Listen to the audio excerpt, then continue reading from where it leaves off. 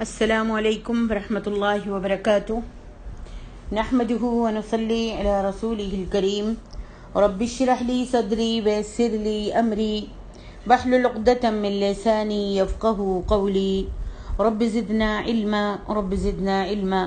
اللهم انا نسألك علما نافعا ورزقا واسعا وقلبا شاکرا ولسانا ذاکرا وعملا متقبلا آمین یا رب العالمین۔ تفسیر سورۃ جاثیہ آیت نمبر 1 سے 11 تک۔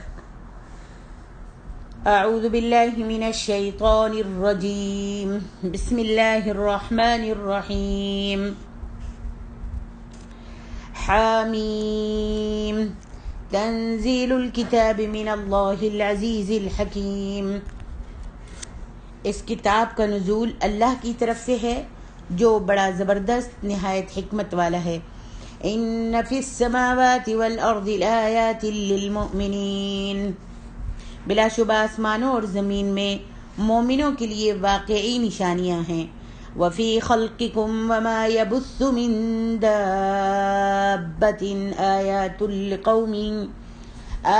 لقوم یوقنون، اور تمہاری پیدائش میں اور ان چلنے پھرنے والوں میں جو وہ پھیلاتا ہے ان لوگوں کے لیے نشانیاں ہیں جو یقین رکھتے ہیں۔ واختلاف اللیل والنہار وما انزل اللہ من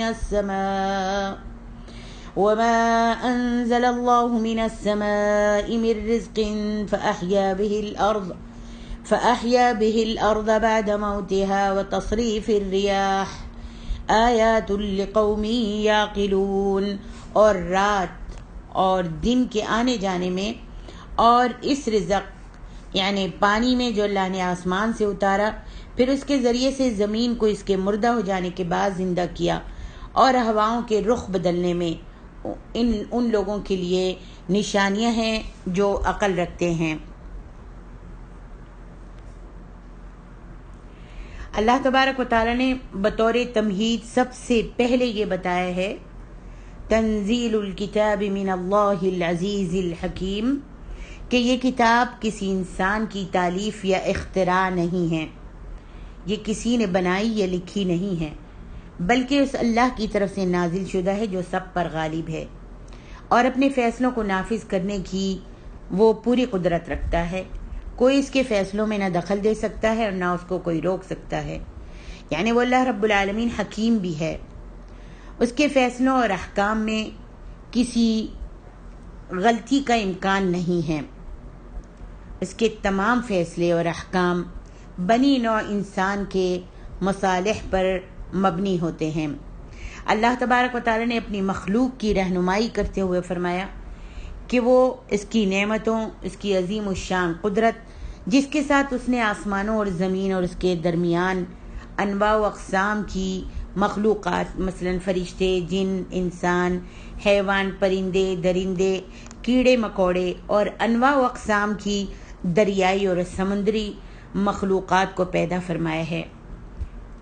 نیز رات دن کی گردش اور ایک دوسرے کے پیچھے آنے پر غور کرے کہ وہ کبھی یکجا نہیں ہو سکتے، کہ ان میں سے ایک اپنے اندھیرے اور دوسرا اجالے میں ممتاز ہے۔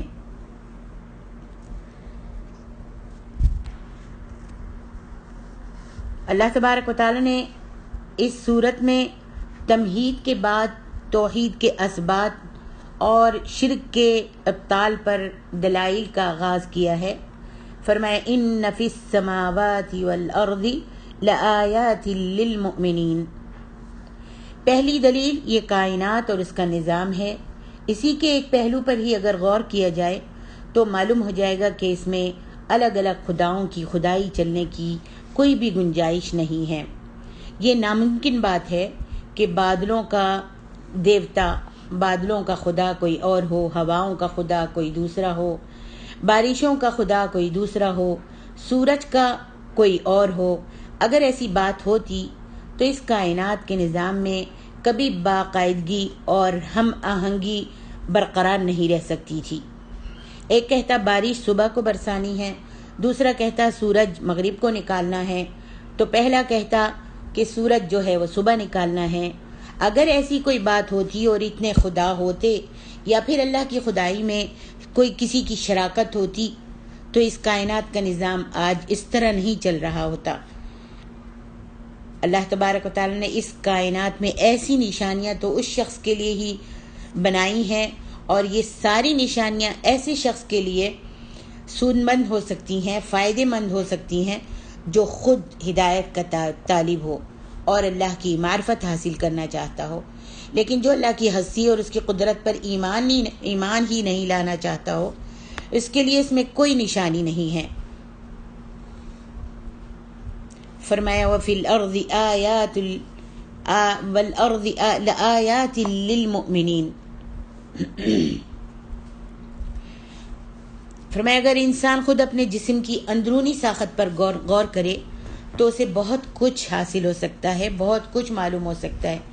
اس کے اعضاء کی بیرونی ساخت اور اس کا کثیر المقاصد فوائد کا حامل ہونا، اس کے اندر بے شمار خود کار مشینوں کا کام کرنا، تکلیف کی صورت میں خود طبیعت کا مقابلہ کرنا، پھر انسان کے اندر جو قوتیں اور جو جذبات رکھ دیے گئے ہیں ان میں کسی ایک بات پر بھی غور کرنے سے انسان کو اللہ تعالیٰ کی قدرتوں کا اعتراف کیے بغیر کوئی چارہ نہیں ہوتا۔ اب دیکھتے ہیں کہ ہماری اور جانوروں کی پیدائش کا طبعی پہلو جو ہے وہ ایک جیسا ہے۔ وفی خلقکم، انسانوں کی اور جانوروں کی پیدائش کا طبعی پہلو جو ہے ایک ہی جیسا ہے، دونوں ہی زمین سے پیدا شدہ پیداوار سے اپنی غذا حاصل کرتے ہیں۔ زمین سے جتنا اناج اگتا ہے اور جتنی سبزی اگتی ہے اور جتنی گھاس اگتی ہے، انسان بھی یہ سبزیاں اور اناج کھاتا ہے، اور جو گھاس اگتی ہے یہ جانوروں کی غذا ہے، اور یہ غذائیں بالکل بے جان ہوتی ہیں جن میں زندگی کی رمق تک موجود نہیں ہوتی۔ انہی غذاؤں سے جانداروں کی جسمانی ضروریات پوری ہوتی ہیں، جسم بڑھتا ہے، خون بنتا ہے، پھر خون سے منی بنتی ہے، پھر پیدائش کا اور جنین کا سلسلہ چلتا ہے۔ اس طرح اللہ تعالیٰ ہر وقت مردہ اور بے جان غذاؤں کو کئی مراحل سے گزار کر جاندار چیزیں اللہ رب العالمین پیدا کرتا رہتا ہے۔ فرمایا وما یبث من دابۃ آیات لقوم یوقنون، پھر زمین اور سمندروں میں راستے بنا کر اس نے ان جانداروں کو تمام روئے زمین پر پھیلا دیا ہے۔ اس طرح زمین کا کثیر حصہ بھی آباد کر دیا، اور مخلوق کی روزی کا بھی اللہ تعالیٰ نے مناسب انتظام کر دیا۔ ان باتوں میں غور کرنے سے بھی ہم کو اللہ کی معرفت حاصل ہو سکتی ہے، مگر صرف اس کو جو اللہ کی ذات اور اس کی قدرتوں پر یقین رکھتا ہو۔ آیات لقوم یوقنون، اس کو ہی معرفت حاصل ہو سکتی ہے جو اللہ کی ذات اور اس کی قدرتوں پر یقین رکھتا ہو، اور اسے یہ یقین بھی حاصل ہو جاتا ہے کہ ان امور میں اللہ کے سوا کسی دوسری ہستی کا کچھ عمل دخل نہیں ہے۔ فرمایا واختلاف اللیل والنہار وما انزل اللہ من السماء من رزق، رات آتی ہے تو بتدریج آتی ہے، یکدم گھٹا اندھیرا نہیں چھا جاتا، ایک دم ہی اندھیرا نہیں چھا جاتا، رات آتی ہے تو آرام آرام سے آپ دیکھتے ہیں سورج غروب ہوتا ہے تو پہلے لال روشنی آتی ہے، پھر آہستہ آہستہ کلر بدل جاتا ہے، پھر آہستہ آہستہ آہستہ اندھیرا چھا جاتا ہے۔ نہ ہی سورج ایک دم پوری آب و تاب کے ساتھ نکل آتا ہے، یعنی صبح کو سورج بھی جب نکلتا ہے اسی بہار کے ساتھ نکلتا ہے، بلکہ وہ بھی بتدریج آتا ہے۔ سورج بھی راتیں لمبی ہونا شروع ہوتی ہیں تو ان میں تدریج کا قانون کام کرتا ہے، پھر موسم بدلتے ہیں تو بھی ان میں تدریج پائی جاتی ہے۔ پھر اس تدریج کے لیے بھی ایک قانون ہے، ایک ضابطہ ہے جس میں نہ کمی پیشی ہوتی ہے اور نہ بے ضابطگی۔ نیز تبدیلیاں بھی اس انداز سے ہوتی ہیں جس سے بنی نوع کی کئی مصلحتیں متعلق ہوتی ہیں، اور ان ساری چیزوں سے معلوم ہو جاتا ہے کہ اس کائنات کا پورا تصرف صرف ایک ہی ہستی کے اختیار میں ہے. اور وہ ہستی کون سی ہے؟ وہ ہستی اللہ رب العالمین وحدہ لا شریک لہ کی ہستی ہے. فرمایا وما انزل اللہ من السماء من رزق. یہاں رزق سے مراد بارش ہے جو تمام جاندار مخلوق کے رزق کا ذریعہ بنتی ہے. بارش کے برسنے، پھر اس بارش کے پانی سے زمین کی پیداوار اگنے میں بہت سے عامل جو ہیں کام کرتے ہیں، جو اللہ تعالیٰ کے بنائے ہوئے قوانین کے آگے بالکل بے بس ہیں. یہ سارے عوامل اپنی اپنی مقررہ ڈیوٹی سر انجام دیتے ہیں، تب جا کر انسانوں اور جانداروں کو رزق حاصل ہوتا ہے. فرمایا فَأَحْيَا بِهِ الْأَرْضَ بَعْدَ مَوْتِهَا. اس میں ایک نشانی تو یہ ہے کہ ان عوامل پر اللہ کے سوا کسی دوسرے کا کچھ بھی اختیار نہیں، تو پھر ان کی خدائی کہاں سے آ گئی؟ اور دوسری نشانی یہ ہے کہ زمین ایک، پانی ایک، آب و ہوا ایک اور موسم ایک، لیکن نباتات جو ہیں، کھیتی جو ہے، پھول پھل جو ہیں مختلف انواع کے اور مختلف رنگوں کے اگاتے ہیں. اور تیسری نشانی یہ ہے کہ آسمان سے رزق کا انتظام تو سب کے لیے مشترکہ ہوتا ہے. سبحان اللہ. اور ہر کوئی انتقاء کا برابر کا حق رکھتا ہے، مگر رزق ہر ایک کا جدا جدا ہوتا ہے. کسی کو کم ملتا ہے، کسی کو زیادہ. اور جتنا رزق کسی کے مقدر میں ہو چکا، وہ کتنی ہی کوشش کر کے دیکھ لے، اس کا رزق جو ہے وہ بڑھ نہیں سکتا. نہ ہی کوئی شخص دوسرے کے رزق میں کمی کر سکتا ہے.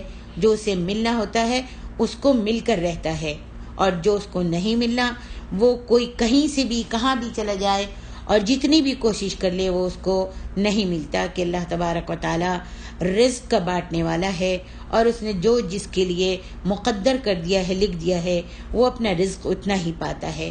فرمایا وَتَصْرِيفِ الرِّيَاحِ آیَاتٌ لِقَوْمٍ يَعْقِلُونَ. ہوائیں بارش سے بھرے ہوئے بوجھل بادلوں کو بلا تکلف اپنے کندھوں پر اٹھائے پھرتی ہیں. اللہ اکبر. کچھ لوگوں پر رحمت کا پیغام لاتی ہیں اور کچھ لوگوں پر عذاب الہی بن کر چلتی ہیں. پھر یہ موسم میں تبدیلی لانے میں بھی مؤثر کردار ادا کرتی ہیں. یہ ہوائیں بھی اس فضا میں آزادانہ گردش نہیں کر رہی. یہ ہوائیں اس فضا میں آزاد نہیں گھوم رہی، بلکہ جس طرف اللہ کا حکم ہوتا ہے ادھر ہی چلتی ہیں. اگرچہ ہواؤں کی گردش کے لیے بھی اللہ نے قوانین مقرر کر دیے ہیں، تاہم اللہ تعالیٰ اپنے ہی بنائے ہوئے طبعی قوانین کے سامنے مجبور و بے بس نہیں ہے، بلکہ وہ جب بھی چاہے اور جس طرح چاہے اپنی مخلوق کی ہر چیز سے اپنی مرضی کے مطابق کام لے سکتا ہے. سبحان اللہ. فرمایا تلک آیات اللہ نتلوها علیک بالحق. اللہ تبارک و تعالیٰ کی آیات تو وہ ہیں جو ابھی آپ نے شروع سورت سے پڑھی ہیں. یہ ساری آیاتیں اللہ تبارک و تعالیٰ کی آیات ہیں. تلک آیات اللہ نتلوها علیک بالحق فبأي حدیث بعد اللہ وآیاتہ یؤمنون ویل لکل افاک اثیم يسمع آیات اللہ تتلى علیہ ثم يصر مستكبرا كأن لم يسمعها فبشره بعذاب أليم. وإذا علم من آياتنا شيئا اتخذها هزوا أولئك لهم عذاب مهين من ورائهم جهنم ولا يغني عنهم ما كسبوا شيئا ولا ما اتخذوا من دون الله أولياء ولهم عذاب عظيم. هذا هدى والذين كفروا بآيات ربهم لهم عذاب من رجز أليم. یہ اللہ کی آیات ہیں، ہم آپ پر حق کے ساتھ ان کی تلاوت کرتے ہیں. پھر اللہ اور اس کی آیات کے بعد وہ کس بات پر ایمان لائیں گے؟ ہر سخت جھوٹے گناہ گار کے لیے ہلاکت ہے جو اللہ کی آیات سنتا ہے جبکہ وہ اس پر تلاوت کی جاتی ہیں، پھر وہ تکبر کرتے ہوئے اپنی بات پر اڑ جاتا ہے، گویا اس نے سنا ہی نہیں۔ تو اے نبی صلی اللہ علیہ وسلم، آپ اسے دردناک عذاب کی خوشخبری دے دیجئے۔ اور جب اس نے ہماری کچھ آیات جان لی تو انہیں مذاق بنا لیا۔ یہی لوگ ہیں جن کے لیے رسوا کرنے والا عذاب ہے، ان کے آگے جہنم ہے، اور جو کچھ انہوں نے کمایا ہے ان کے کچھ بھی کام نہیں آئے گا، اور نہ وہ دیوتا کام آئیں گے، وہ معبود کام آئیں گے، وہ پیر و فقیر کام آئیں گے جنہیں انہوں نے اللہ کے سوا کارساز بنا لیا، سفارشی بنا لیا، اور ان کے لیے بہت بڑا عذاب ہے۔ یہ قرآن تو ہدایت ہے، اور وہ لوگ جنہوں نے اپنے رب کی آیات کا انکار کیا ان کے لیے سخت قسم کا دردناک عذاب ہے۔ یہاں اللہ تعالیٰ فرماتے ہیں تلک آیات اللہ، یہ اللہ کی آیات تو ہیں جو اللہ تبارک و تعالیٰ نے آیات، جو اپنی نشانیاں بتائی ہیں، زمین اور لیل و نہار کا آنا، آسمان سے بارش کا برسنا اور کھیتی باڑی کا اگنا، یہ نظام کائنات، یہ بے جان چیزوں سے جانداروں کی تخلیق، یہ گردش لیل و نہار یعنی رات دن کا چلنا، یہ آسمان سے تمام مخلوق کی روزی کا نزول، یہ ہواؤں کے رخ اور ان میں تبدیلی، یہ سب تو اللہ اکیلے ہی کی نشانیاں ہیں، اللہ رب العالمین کی اکیلے ہی کی نشانیاں ہیں۔ اب اگر تم ان پر ایمان نہیں لاتے تو ان کے سوا ان کے علاوہ کسی دوسری ہستی کی بھی کچھ نشانیاں ہیں جو ان سے بڑھ کر ہوں، دکھاؤ نا۔ اللہ کے سوا اگر کوئی یہ ساری چیزیں بنانے والا ہے یا اس کے جیسی ہی چیزیں کسی نے بنائی ہیں، کوئی نشانیاں ہیں تو ان نشانیوں سے بڑھ کر ہیں، اور تم اللہ کو چھوڑ کر اس کی نشانیوں اور اس کی باتوں پر ایمان لانا چاہتے ہو۔ اگر تمہارے خیال میں کوئی ایسی ہستی ہے تو اس کی نشاندہی کیوں نہیں کرتے، دکھاتے کیوں نہیں؟ لاؤ، دکھاؤ۔ فَبِأَيِّ حَدِيثٍ بَعْدَ اللَّهِ وَآيَاتِهِ يُؤْمِنُونَ، اللہ اور اس کی آیات کے بعد آخر وہ کون سی بات ہے جس پر یہ لوگ ایمان لائیں گے؟ آگے فرمایا وَيْلٌ لِكُلِّ أَفَّاكٍ أَثِيمٍ، ایسے لوگ جو زبانی طور پر تو اللہ کی مذکورہ بالا آیات کو تسلیم کرتے ہیں، جو زبانی طور پر تو اس کی تلاوت کرتے ہیں اور اس کو جانتے ہیں اور اس کو پڑھتے ہیں اور اس کو تسلیم بھی کرتے ہیں، مگر عملاً ان چیزوں پر تصرف اور اختیار دوسروں کا تسلیم کرتے ہیں، یہ در حقیقت اللہ پر بہتان لگانے والے ہوتے ہیں، جو اللہ کے تصرفات میں دوسروں کو شریک کر لیتے ہیں یا پورے کا پورا اختیار انہی کو سونپ دیتے ہیں۔ ان کی دوسری صفت یہ ہوتی ہے کہ ایسے لوگ مجرم ضمیر ہوتے ہیں، انہیں ایسی کوئی تعلیم یا ہدایت راست نہیں آتی جو ان پر اخلاقی پابندیاں عائد کرتی ہو، اگر وہ کسی کی بات مان بھی لیں تو ان کی انا مجروح ہوتی ہے، اور ان کی تیسری صفت یہ ہوتی ہے کہ وہ اپنے غرور اور گھمنڈ کی وجہ سے اپنے آپ کو بہت اونچی چیز سمجھتے ہیں، اور اللہ کی آیات اس لیے سننا گوارا نہیں کرتے کہ وہ یہ سمجھتے ہیں کہ ہمیں یہ سب باتیں پہلے ہی سے معلوم ہیں، ہمیں کوئی کیا سکھائے گا، ہم تو ہمارے باپ دادا سے یہ سب کچھ چلتا آ رہا ہے۔ اور جب باپ دادا کی بات آ جاتی ہے، برادری کی بات آ جاتی ہے، تو پھر آپ ان کو جتنی بھی آیتیں قرآن کی سنا دیں، حدیثیں سنا دیں، نبی صلی اللہ علیہ وسلم کی صحیح احادیث سنا دیں، تو کیا کرتے ہیں ثم یصر مستکبرا، وہ اسی اپنے مذہب پر اور اپنی انہی باپ داداؤں کی روایتوں پر اور انہی کے دین پر مصر رہتے ہیں تکبر کے ساتھ۔ اور جب سنائیں ان کو آپ آیتیں اور حدیثیں، اللہ کے رسول کی حدیث اور صحیح حدیث کا حوالہ دے کر، تو وہ ایسے ہو جاتے ہیں کأن لم یسمعها، جیسا کہ وہ سن ہی نہیں رہے۔ اللہ تعالیٰ فرماتے ہیں فبشرہ بعذاب علیم، ان کو کس چیز کی خوشخبری دیجئے؟ ان کو دردناک عذاب کی بشارت دے دیجئے۔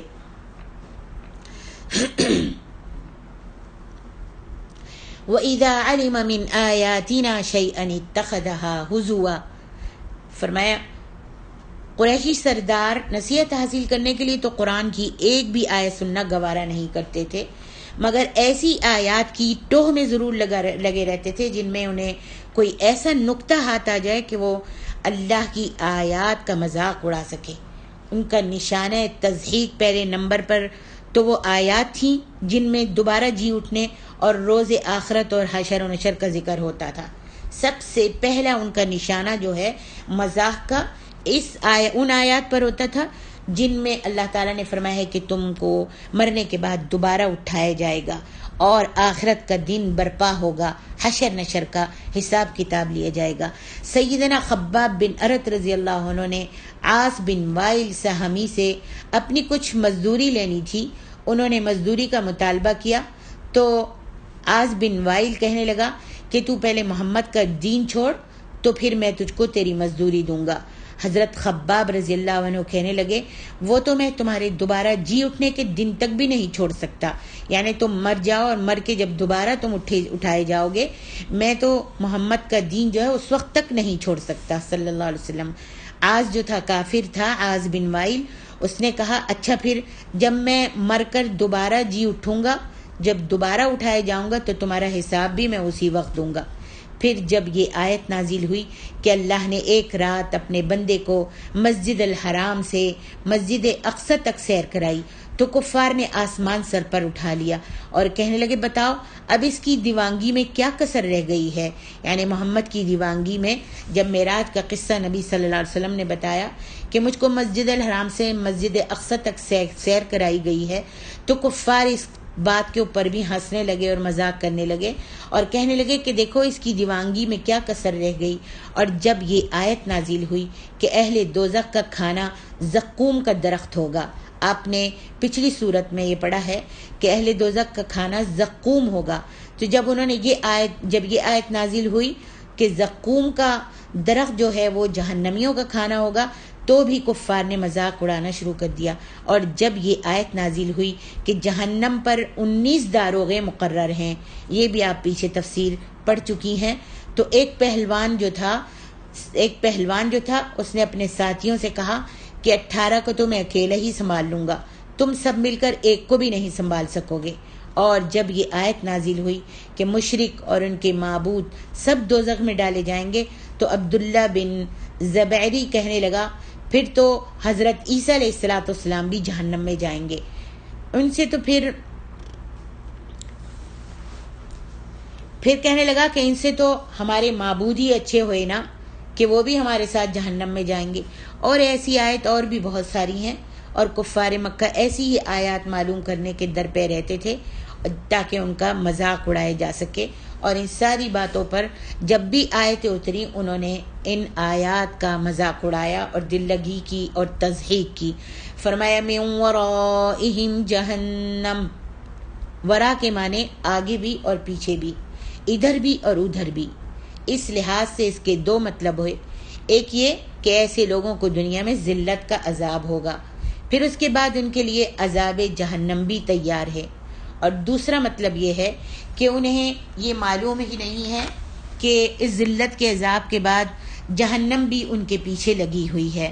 فرمایا ولا یغنی عنہم ما کسبوا شیئا، یعنی مال و دولت کام آئے گی، نہ ہی مال و دولت کام آئے گی اور نہ ہی آل اولاد قیامت والے دن کام آئے گی، اور نہ ہی ان کے اچھے اعمال ان کے کام آئیں گے، کیونکہ دنیا میں اگر انہوں نے کچھ اچھے عمل کیے بھی ہیں، کافروں نے اگر دنیا میں وہ کچھ عمل کرتے بھی ہیں نیک، تو وہ اللہ تعالیٰ برباد کر دے گا اور ان کے کسی کام نہیں آئیں گے۔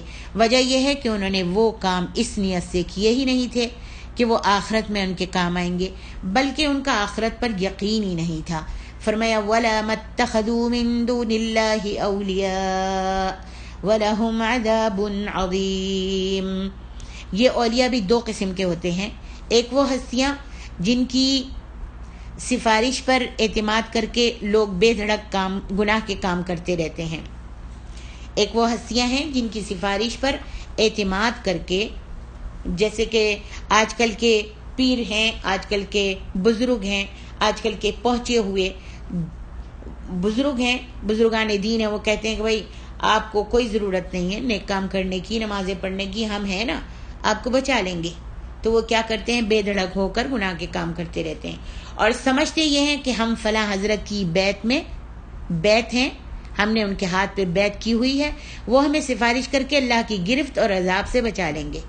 دوسرے وہ چودھری قسم کے لوگ یا حکمران یا سیاسی لیڈر جن کی اللہ کے احکام کے مقابلے میں اس لیے اطاعت کی جاتی ہے کہ اطاعت کرنے والوں کے دنیاوی مفادات ان سے وابستہ ہوتے ہیں. ان میں سے کوئی بھی کارساز وہاں کام نہیں آئے گا. اللہ تعالیٰ یہاں یہ فرما رہے ہیں ان میں سے کوئی پیر فقیر، کوئی بزرگان دین، کوئی بھی کام نہیں آئے گا. وَلَا مَتَّخَذُوا مِن دُونِ اللَّهِ أَوْلِيَاءَ، کوئی بھی کام نہیں آئے گا. وَلَهُمْ عَذَابٌ عَظِيمٌ، اور اللہ رب العالمین نے ان کے لیے وہاں پر بہت بڑا عذاب تیار کر کے رکھا ہے.